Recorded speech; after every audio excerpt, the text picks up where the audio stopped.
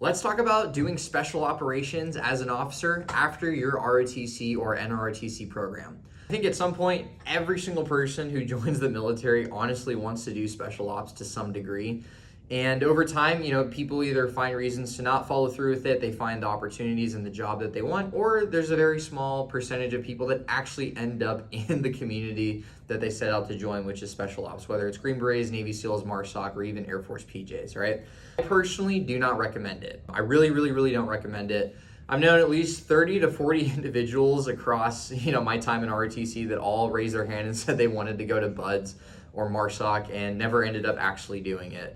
I know a total of one person that has actually gone through and successfully been selected for those programs and actually is now back in the community itself. The first reason is that ROTC and NROTC generally do not provide the type of training environment that is necessary to go to BUDS and to do well in that environment. You're going to college, you're taking a bunch of classes, and NROTC workouts are generally not going to prepare you for anything close to what you're going to be doing at BUDS. You're not running on the beach, you're not running in the sand, you're not doing pool PT and drown proofing and all of that fancy stuff that you need to do to be ready for those types of demands. You're going to be doing basically like calisthenics workouts with your unit, and it's full of various levels of fitness. You're not going to get the preparation you need naturally from an ROTC program. You're gonna have to do a lot of that by yourself. And if you're interested in a way more inclusive resource that's a 4-year resource to have while you're in the NROTC ROTC program, I have a course coming out. There's more details in the description of this video. And it's really just supposed to be a documentation of everything I wish I knew, things that my friends wish they knew, and just resources that you just don't commonly find anywhere else out there. If I were to honestly recommend what to do if you're a freshman or you're about to do NROTC and you're watching this video, I personally would recommend going the Marine route. The Marine route, you're going to be doing far more workouts. Your major doesn't need to be a tier 1 or a tier 2 major. You can do an easy major like business, political science. I studied geography. Part of going the Marine route is you're going to do OCS prep classes. You're going to be in simulated drill instructor type of environments. And going the Marine route, going to TBS for 6 months and doing legit field skills and like just being in the grit of field life and being a Marine officer, you're going to be much more prepared to go to MARSOC A&S than you are to BUDS.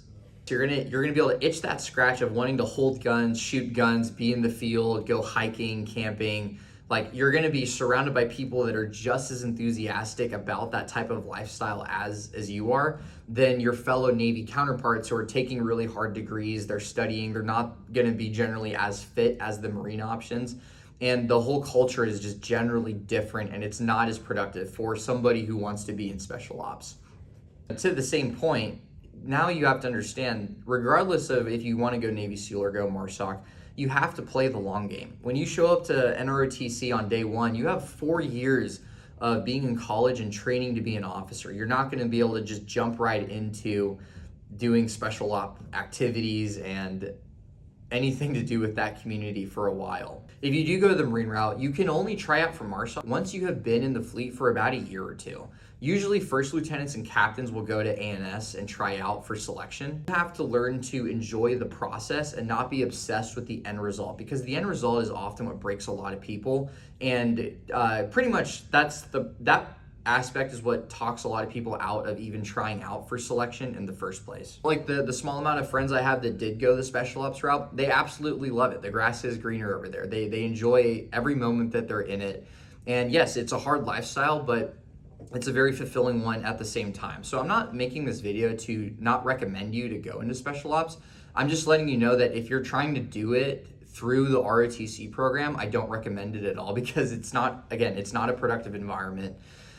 And you're gonna have to wait several years before you have a chance at selection, and then you gotta go through all of their training just to get back into the fleet. So just know that it is a long game, but it is worth it if you are willing to stick it out.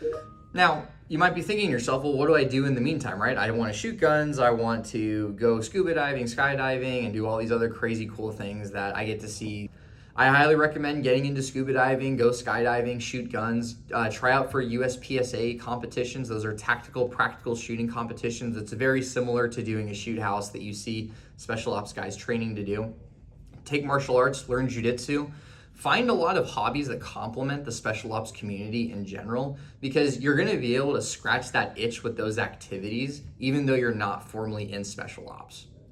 And the last thing that I'll say to these points is that your identity in your self-worth should not be tied to what job specialty you have in the military.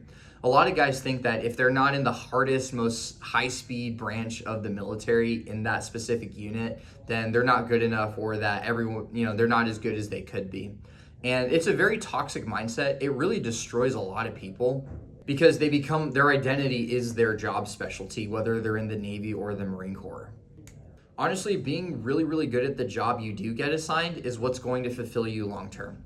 And if you had told this to me as my younger self in freshman, sophomore, junior year of ROTC, I wouldn't have believed you. But I can honestly say that's the honest case, right? There's plenty of guys in special ops that maybe shouldn't be in there. There's plenty of guys in the normal communities of the military that are not good at their job, good at their job. You're going to find the whole spread of personalities and capabilities no matter what community you're a part of. And it kind of just comes down to, at the end of the day, like, you have to be proud of yourself and what you're doing and know that you are trying your best. And like I said, you got to play the long game, and you got to understand that it's a process to get to this community specifically. But there is one other community that you also could go into if you're hard set on not switching to the Marine side, if you're a Navy option, is actually going Navy EOD. Navy EOD has a lot higher percentage of ROTC NROTC candidates that have a way higher pass rate, but they also get to go to SEER, they get to do all the other cool stuff that Navy SEALs go to, and they get a lot of similar training. So I personally would recommend trying out for an EOD contract if you feel like a SEAL contract is going to be way too competitive, or if you get dropped from BUDS. I know we had guys in our classes, they got dropped from BUDS, they were allowed to go EOD because they did show that capability and that ability to go through those training courses in a different fashion. And those guys are in EOD now, and that's really neat. And they're loving what they do also. So don't discount that. Really, at the end of this video, if you take nothing away from it, just know that you have to take a serious, hardcore initiative on your own, and you have to train very, very smart to be able to have a shot at making it through BUDS if you still want to do it right out of ROTC and NROTC. Right out of NROTC. Or you can go the Marine route, go through TBS, be a Marine officer for a couple years in the fleet, and then try out for MARSOC. And it really goes along with my last and final point is that in general, even special ops guys, special operations officers do not get the same type of tactical exposure that you might think. They still get to be out in the field. They still get to run missions and do some really, really, really cool stuff. Our life cycle as an officer, especially in the special ops community, it's very short-lived. You'll probably get 1 or 2 deployments as a captain by the time you're ready to actually, do the thing. And then you should expect to go back to an administrative billet at, in Coronado, in Stone Bay, or one of the other bases that you could be stationed at.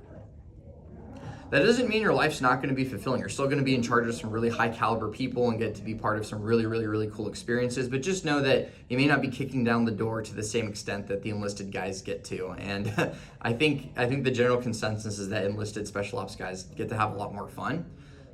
So just keep that in mind. Just know that your deployment cycles as an officer in the special ops community will be a little bit more short-lived than your enlisted counterparts. So I hope this video is helpful. I'm not trying to get anybody down about the process. Just know that it's very hard, and there might be, if you're that serious about joining the special ops community, then I would look into maybe some other options other than ROTC, because it is a long process. And there are some faster ways to get into a special operations community.